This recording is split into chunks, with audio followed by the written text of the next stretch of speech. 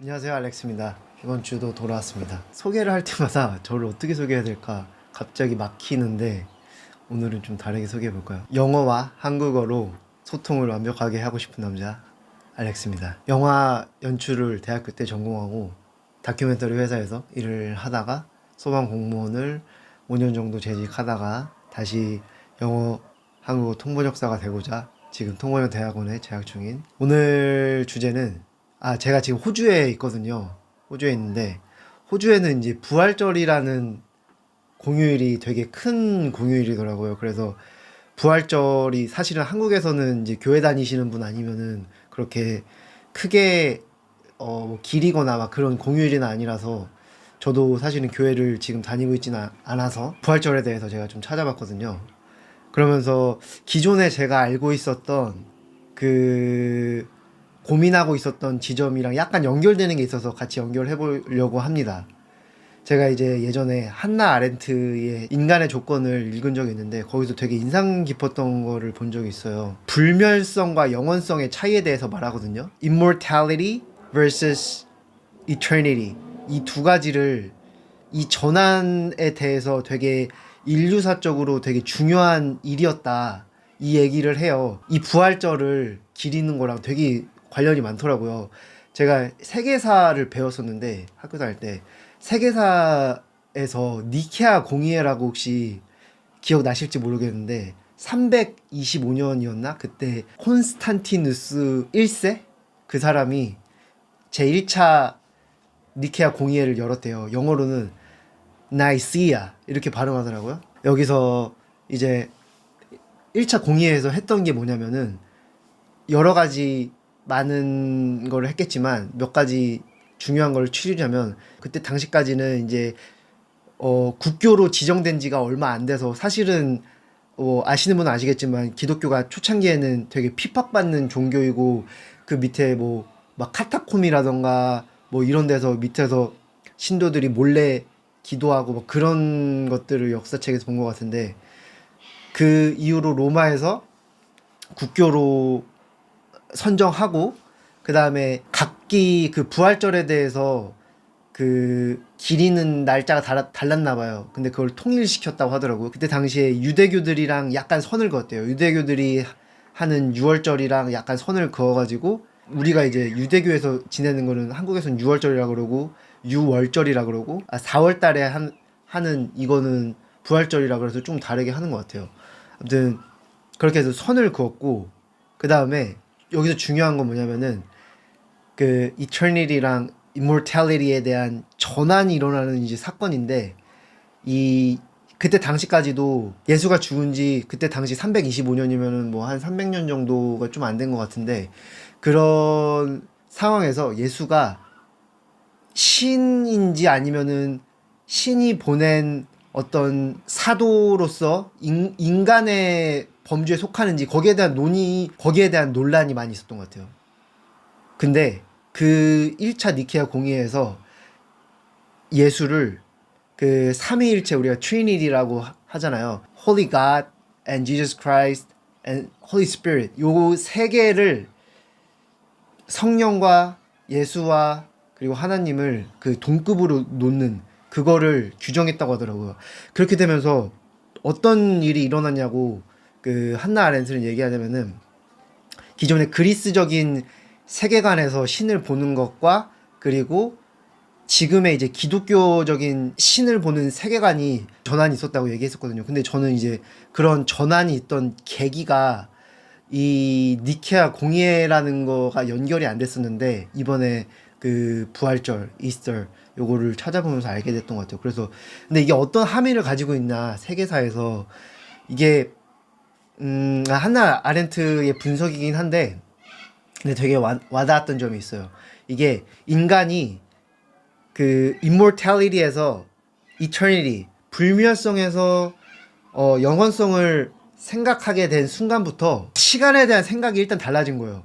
그러니까 우리가 immortality면은 땅을 딛고 있으면서 예를 들면 신 같은 경우에도 그 그리스의 신 같은 경우에는 뭐 질투도 하고 뭐 사랑도 하고 인간의 어떤 범주 안에서 그 불멸성을 가진 존재라고 하면은 그 시간의 선을 우리가 어떻게 보면 그냥 연장한다라는 개념으로 이 지금 우리가 딛고 있는 곳에서 연장하는 개념으로 보는데 그 이터니티가 되면은 아예 시간을 초월하는 느낌이 되는 거예요. 그러니까 어떻게 보면은 땅에서 붙어 있지 않은 느낌인 거죠.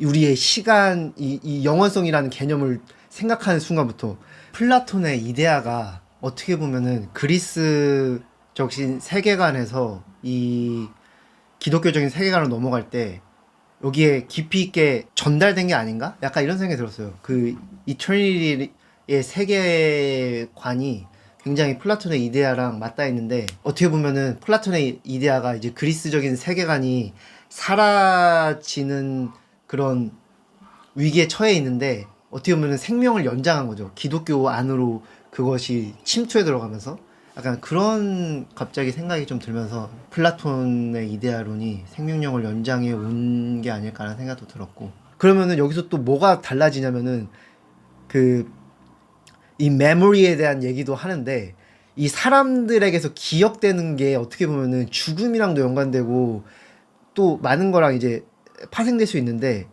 그러니까 사람들이 그 의미 있게 생각하는 거 기억되고자 하는 거를 이 폴리스 그때 당시에 거기에서 도시 안에서 어떤 업적을 세우고 뭐 정치적인 활동을 하고 이런 것에서 기억되는 것이 그리스적인 세계관이었다면은 기독교적인 세계관에서는 이 신의 영원성에 다가가는 거, 이 천국으로 가는 거, 여기에서의 영원의 세계에서의 사는 것을 더 중요시하게 해서 본인이 좀 더 뭔가 약간 험불한 마음, 뭐 겸손한 마음, 약간 이런 것에도 좀 더 가까이 다가가는 측면이 더 있는 것 같고, 그래서 이제 내면이라던가 이런 거 더 들여다보고, 그 다음에 정치적인 것에 대해서 그 입신양명을 하는 거에서 조금 이것을 세속적으로 보게 되는 그런 측면이 좀 있었다고 이렇게 분석을 하더라고요. 제가 이제 성경에 대해서 좀 봐야 된다 뭐 그런 얘기를 가끔 했는데 왜냐하면 기독교적인 세계관이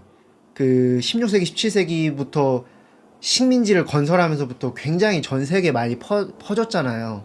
그렇게 되면은 지금 이 세계관 제가 말씀드렸던 세계관 영원성에 다가가려는 세계관이 굉장히 전 세계적으로 그 비중을 많이 차지하게 된 것 같거든요. 근데 이런 이제 종교를 통해서 제국이라던가 그 국가에 대해서 사고를 형성하는 거는 사실 한국에서도 있었죠. 그러니까 중국이라던가 동아시아 쪽은 이제 그게 불교가 많이 차지했었잖아요. 우리 국사 시간에도 아마 배우셨을 텐데 불교가 그때 당시에 그 국가의 통치, 정치와 연결돼가지고 어떻게 국민들을 그때 당시에 백성들을 통치하려고 했었나 이런 연구들이 많이 됐었는데 기독교도 당시에 로마와 같이 정치와 결합되면서 그 생명력을 연장시켰던 그런 측면이 있었던 것 같다 이런 생각이 들고 그리고 여기서 우리가 heal, health, health도 이제 힐에서 온 그 어원이 같은 건데 이 지저스 크라이스트 예수의 힐러로서의 역할에 대해서 한번 좀 짚고 넘어가고 싶은데 우리가 이제 힐링이라든가 헬스라는 단어를 사용할 때 이런 맥락을 조금 내재화하고 있으면 좋을 것 같아서 어떻게 보면은 성경에서 보면은 예수의 역할은 힐러에 가까웠고 힐러로서의 역할이 제일 높은 수준의 단계로 도달한 게 이 부활이라고 생각하거든요. resurrection. 그래서 어떻게 보면은 이 resurrection이 비유적으로 인류가 가지고 있는 그 원죄 기독교에서 또 말하는 게 우리가 이제 redemption, salvation 뭐 이런 얘기 하면서 속죄라던가 아니면 구원 이런 얘기를 하는데 결국에는 기독교의 뿌리에 이런 생각들이 많이 담겨 있는데 그 뿌리에는 이 heal, health 이런 개념들이 사실은 담겨 있는 거다. 저는 어떻게 느끼냐면은 이게 무게감이 좀 있다. 그러니까 처음에 이제 한국어로 먼저 처음에 접했어가지고 이 힐과 헬스에 대해서 이 정도의 무게감이 있는 단어라는 건 몰랐는데 어느 정도 좀 무게감이 있는 단어다. 이런 생각이 좀 들더라고요. 그래서 그런 얘기를 오늘 해보고 싶었고, 호주에 있으면서 드는 생각이 이곳에 이 문화에 그냥 들어가 있으니까 아예 생각을 평소에 잘 해보지 않았던 거를 할 수 있게 되는 그런 기회가 생기는 것 같아서 좋은 것 같고, 그리고 요즘에도 이제 뭐 룸메이트들이나 뭐 바베큐 파티도 하고 하면서, 근데 실제로 제가 머릿속에서 생각하는 거를 바로 말해내는 게 막힐 때가 저도 사실 많거든요. 그런데 그러면서도 제가 모국어로 생각하는 것에 대해서 얘네들은 이렇게 생각하는구나. 나중에 다시 이제 복귀하면서 찾아보는 경우가 많은데, 그런 식으로 이제 외국에 있으면서 계속 공부하고 연구하고 이걸 어떻게 최대한 자연스럽게 만들 수 있을까? 뭐 이런 생각하면서 계속 발전해 나가려고 노력하고 있습니다. 네, 다음 주에도 다시 재밌는 주제로 돌아오겠습니다. 감사합니다.